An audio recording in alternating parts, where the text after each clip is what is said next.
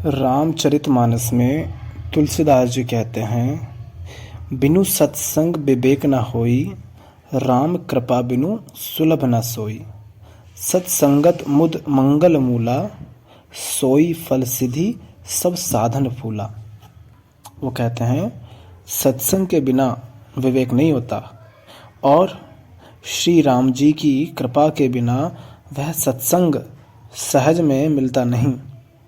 सत्संगति आनंद और कल्याण की जड़ है।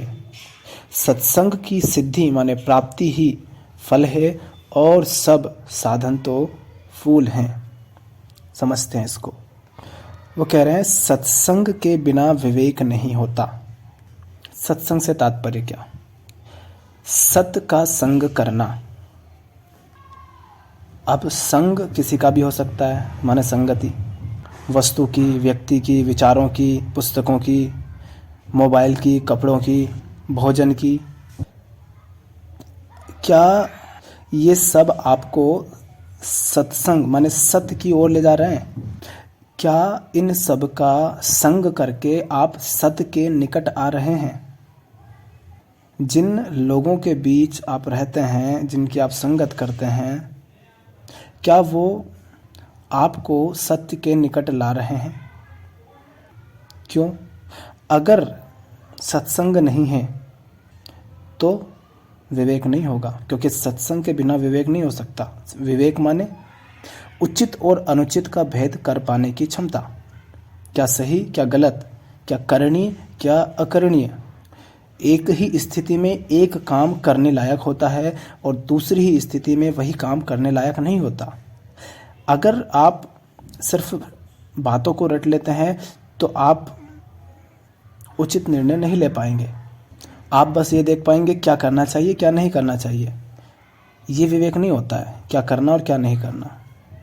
ये तो मशीन भी कर सकती है। उसको बता दो कि ये करना होता है, ये नहीं करना होता है, कब ये करना होता है और कब ये नहीं करना होता है, उसको बता दोगे तो वो वैसा करेगा। एक स्थिति में किसी व्यक्ति को समझाना उचित होता है, कभी ज़रूरी होता है, और दूसरी स्थिति में उसको समझाना कोई अर्थ नहीं रखता।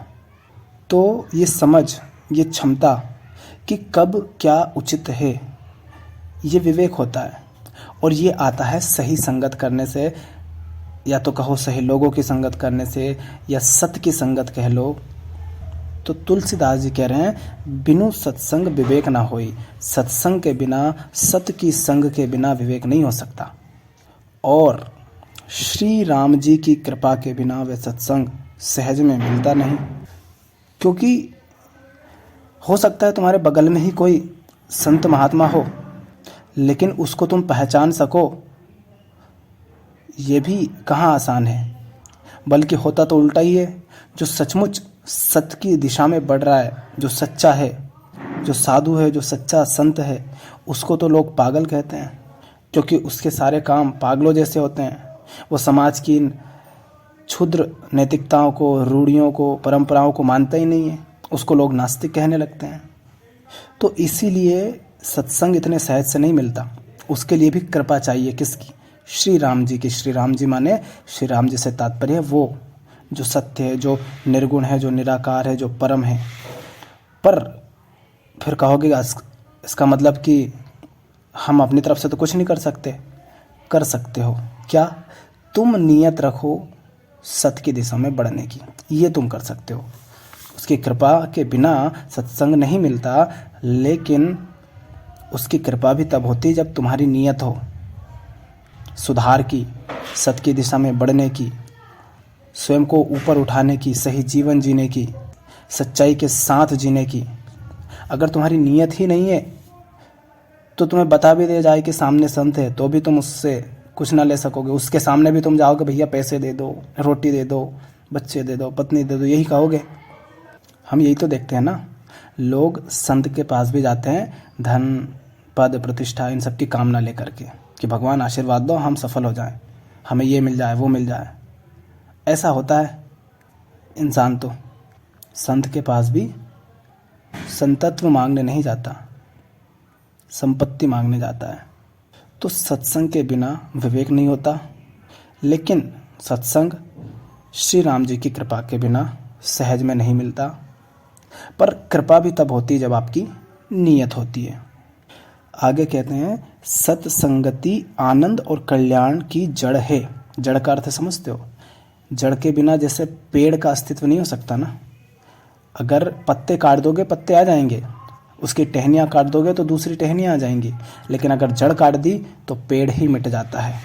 उसी प्रकार सत्संग क्या है? आनंद और कल्याण की जड़ है। माने अगर सत्संग नहीं है, माने जड़ नहीं है, तो आनंद और कल्याण भी नहीं हो सकता। और जिस पेड़ की जड़ें जितनी गहरी, जितनी फैली हुई होती है, उस पेड़ में फल फूल हरियाली सब कुछ, उसमें मजबूती सब बहुत अधिक होता है। उसमें अधिक फल होंगे, उसके फल मीठे होंगे, उसमें फूल ज़्यादा होंगे, उसकी मजबूती ज़्यादा होगी, उसमें हरियाली ज़्यादा होगी, वो मजबूती से खड़ा रहेगा, इतनी आसानी से गिरेगा नहीं। तो जो जितनी अच्छी सत्संगति करता है उसके जीवन में आनंद होता है और उसके जीवन का कल्याण होता है, और उसके माध्यम से औरों का भी कल्याण होता है। आगे कह रहे हैं सत्संगति की सिद्धि माने प्राप्ति ही फल है और सब साधन तो फूल हैं। वो कह रहे हैं सत्संगति अपने आप में फल होती है। ये मत कहना सत्संगति करेंगे तो कुछ मिल जाएगा, नहीं, सत्संगति मिलना ही फल मिलना है। सत्संगति मिलती नहीं है, पर सत्संगति मिल गई तो समझना तुम्हें फल मिल गया अपने सारे कर्मों का। तो सत्संगति की प्राप्ति अपने आप में ही फल है, बाकी उसके बाद जो होता है वो तो फूल है। सत्संगति मिल गई तो फिर अपने आप फूल खिलते हैं, अपने आप तुमसे खुशबू बिखरती है, सौंदर्य बिखरता है, भंवरे खुद तुम्हारे पास आते हैं, क्योंकि सत्संगति पा करके तुम भी महक जाते हो, तुम्हारा भी महत्व बढ़ जाता है।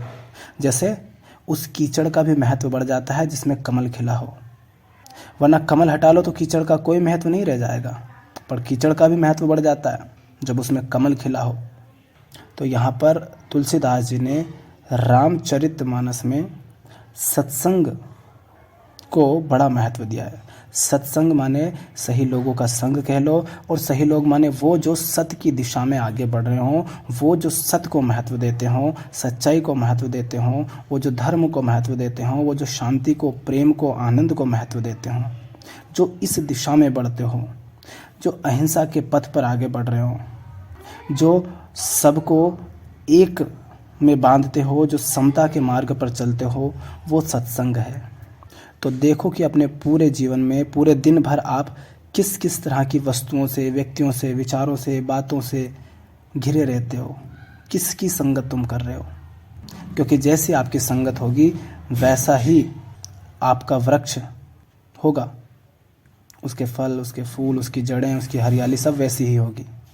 कहते हैं कि दुष्ट भी सत्संगति पा करके सुधर जाते हैं।